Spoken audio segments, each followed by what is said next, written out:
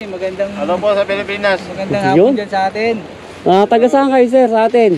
Po sa Mindanao. Sa po kayo. Maynila, Las Piñas. Yun, taga Las Piñas, taga Laguna ako. Wow! Saan sa Laguna, sir? Santa Rosa. Santa Rosa. Ako sa sa Nagkarlan.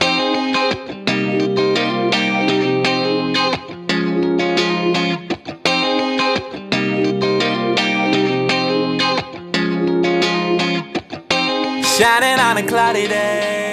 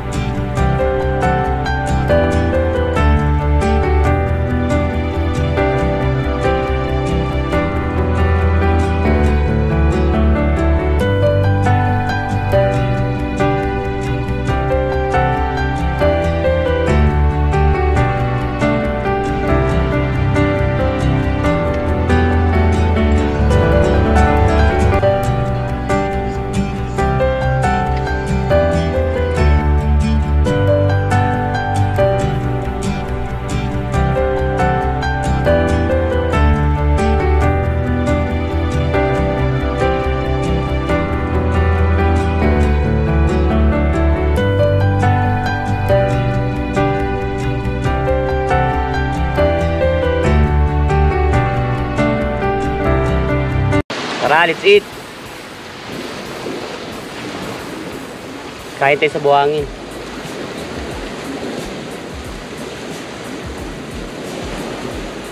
Now they're leaving.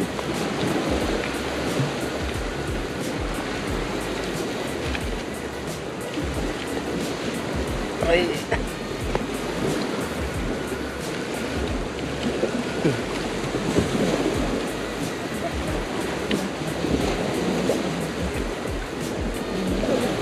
Scrambled egg, bacon, adobong manok, sinangag na kanin.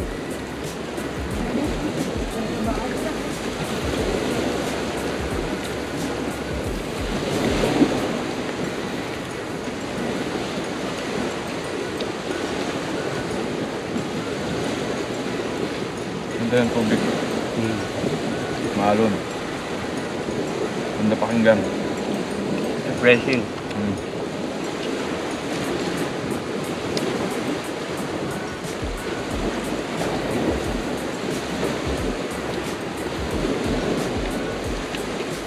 May maglakad ako doon. Si Radio. Si Randy. Kaway. Yun. What's up mga kababayan? Kamusta kayo?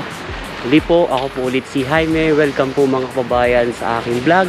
And kung bago ka sa channel ko, ako ay isang OFW dito sa Al Khobar, Saudi Arabia, na gumagawa ng random lifestyle ng isang buhay OFW na nagtatrabaho dito sa Saudi.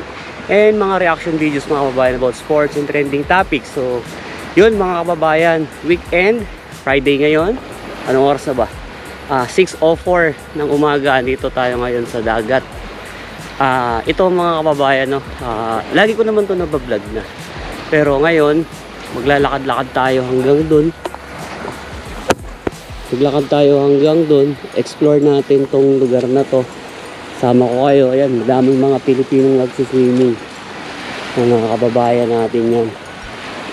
Hanggang dun. Subukan natin maglakad hanggang dun kung ano yung maano natin. Kaya lang, syempre, mayroon dyan iba. May ibang lahi. Hindi natin yung sama. Yun, lakad lang tayo, no? Morning, sir. Medyo palobat na rin tayo. 33%. So itong 33% na to, yun eh, hindi ko kasi na full charge to eh. Yan ang problema sa GoPro kasi lagi mabilis maglobat. So yun ang dagat mga kababayan, no? Gisdalay tayo kasi dito yung araw.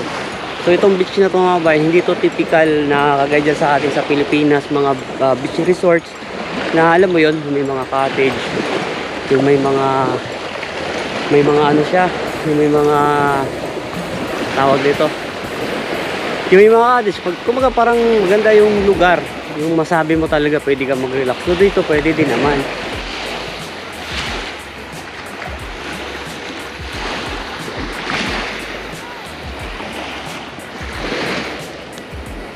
So yung mga bayan, sabi ko, kasi sa atin, di ba, pag although meron din naman mga free doon, mga libreng mga resort, lalo yung mga nakatira talaga sa malapit. Kaya lang kasi, sinasabi ko mga bayan, ito kasi, hindi kasi siya typical na beach resort. So, libre lang. Punta ka dito, wala siyang mga cottage, as in, nasa tabing dagat ka lang. Ika. Yun, maraming mga Pilipinong nag-swimming dyan. Yung mga sasakyan ay mga kabayan natin yan. So, lakad lang tayo para makita nyo, maano ko rin sa inyo na marami tayong kabayan na nag-swimming dito. Tsaka ano nga kasi, kumbaga, ito yung kaibahan. Kasi kagaya namin, siguro mga 36 kilometers yung binyahe na papunta rito. Simula dun sa tinitirahan namin. So, ibig sabihin, free kasi dito. Libre. Pero hindi naman malayo. Ayan, yung mga kabayan natin yun. Mga sisiling sila. So, lakad lang tayo. Kaya maubos natin. Medyo ano na rin. 6.8. Good morning po. Ang cute naman ni dog. Hello. Girl ka. Ayan, mga kabayan natin. Feeling din sila. So, yun mga kabayan, kasi pagka weekend, so yun nga, maraming nag-ano, yung mga nagsiswimming, iba naman nagpapasyal. Yung iba, yun nga pala no mga kabayan, wala akong face mask, tinanggal ko lang nandun sa sasakyan kasi iniwan ko doon kasi open area naman eh. So, tinanggal ko siya kasi gusto ko lang i-explore. Yun lang yung vlog natin ngayon mga kabayan. I-explore lang natin tong lugar na to. Kasi madalas ko na to nagawa ng content eh, yung swimming kami dyan. Marami na ako nagawa ng video dito. Siguro tatlo na yata ako nitong upload. 4. Pero yun, yung sasabi ko, libre dito. Meron isa yung Rastanuran na nag-swimming kami. As in park yun. May mga cottage talaga siya. May mga, alam mo, may mga tent na ganun. Free din yun, walang bayad yun. Pero ibig sabihin, park, tapos may dagat. Yan, pwede ka mag-swimming doon. So, ito, wala siyang ganon. And then, yun nga, parang, ayun po, tatay doon sa mga kabayan natin iba doon. Yung mga Pilipino doon. Pa natin sila. Kaya pa naman eh. 21% pa. Kasi makakabalik pa ako nito doon sa, sa pwesto namin.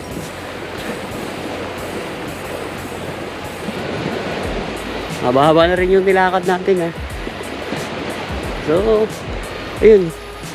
Saka ito mga kabayan sa ngayon kasi para marami siyang seaweeds na nasa dalampasigan. Dalampasigan. Pero ano yan?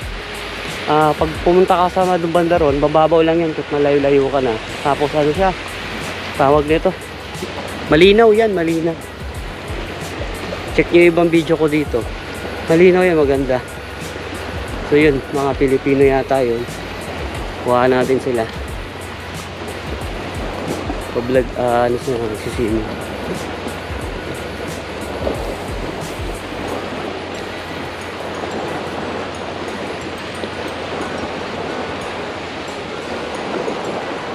Mga kababayan natin to. Good morning mga kababayan. Okay. Sarap ng kain nila Hola. Yun. Po, ay magandang Ano po sa Pilipinas? magandang Yun. hapon dyan sa atin. Taga saan kayo sir sa atin? Sa Mindanao. Sa po kayo. Maynila, Las Piñas. Yung taga Las Piñas, taga Laguna ako. Wow! Saan sa Laguna, sir? Santa Rosa. Santa Rosa. Ako sa sa Nagkarlan. Maganda sa inyo. Nagkarlan Laguna. Binabati ko yan mga Taga Nagkarlan. yung ko yan. Anong tawag ito? Yung mga taga-Binyan. Ay, yung Uy, mga taga Binyan. So, yun mga kabayan, grabe. Grabe talaga. Sobrang daming kapalpakan sa nangyari na yun. Kasi actually mga kababayan, itong video na to na pinapanon nyo. Ito ngayon. Pangalawang ulit na lang to, inulit ko na lang talaga siya Kasi mga kababayan, na-shoot ko na, tapos na, meron na, ini-edit ko na lang. Ngayon mga kababayan, habang ini-edit ko, yan, tingnan nyo yan, habang ini-edit ko, parehas lang, no? Nag-edit ako, walang sounds yan, na di ko malaman bakit walang sounds. Ang haba niyan, mga 5 minutes yan, ha? Mga 7 minutes kung ginagawa yung, ano ko na yan, pinagsasabi ko dyan. Walang sounds mga kababayan, sobrang palpak na di ko maintindihan. Ito tuloy, gagawa ulit ako ng panibago, so ito na yon. Siguro tingin ko habang ano ko yan kasi during nung sinushoot ko yan video yung ano na yan, yung video na yun mga kababayan, cellphone na lang gamit ko kasi yung GoPro ko nun is low-bat na. So hindi ko alam, baka hindi ko na ano to, na yung AirPods ko no, na gamit ko, baka hindi nakasarang maigi. So nakakonect siya while hindi naman nakasuksok sa tenga ko. So ang nangyari, walang sounds yung nagsasalita ko dito, wala siyang sounds na lumalabas nung ini-edit ko, baka ganun nga. So, yun mga kabayan, at saka isa pa, yung kausap ko yung mga kabayan natin dyan sa last part ng itong sinundan ng video na to mga kabayan, mga kausap ko na mga kababayan natin dyan, dapat humaba pa sana yung video na yan. Kaya lang pala, ayan, habang nakikipagkwentuhan ako sa kanila, yung GoPro ko pala, naka-play pala siya, hindi ko siya na-off. So, ang nangyari, ang haba ng usapan namin, siguro more than 15 minutes yata kami nagkwentuhan, nakipagkwentuhan ako sa kanila. So, ang nangyari, doon talaga siya nalobat, na marami pa sana akong balak gawin na mas maganda pa sana na i-vlog pa, idagdag doon sa content na yon. Kaya lang, yun nga nangyari. Nung ino-on ko na yung camera ko, yung GoPro ko, ayaw na mag-play. So, maraming circumstances na nangyari doon mga kabayan na nakaka-bad trip talaga. Kasi, kung na-lobat man din ako sana doon, yung ano ko, kasi expected ko naman yan yung GoPro mabilis talaga mag-lobat yan. So, ang nangyari, yung power bank ko naka-prepare na siya kasi, sabi ko dadaling ko power bank ko ngayon, doon sa pinaglalagyan ko ng backpack ko palagi, nadala ko pala dapat, pero hindi ko nalagay sa bag. Hindi ko nalagay sa bag yung power bank ko. So, ang nangyari, naiwan din. Tapos, ang nangyari, dala ko yung cord ko. Yung sa charger ko. Ito, dala ko siya.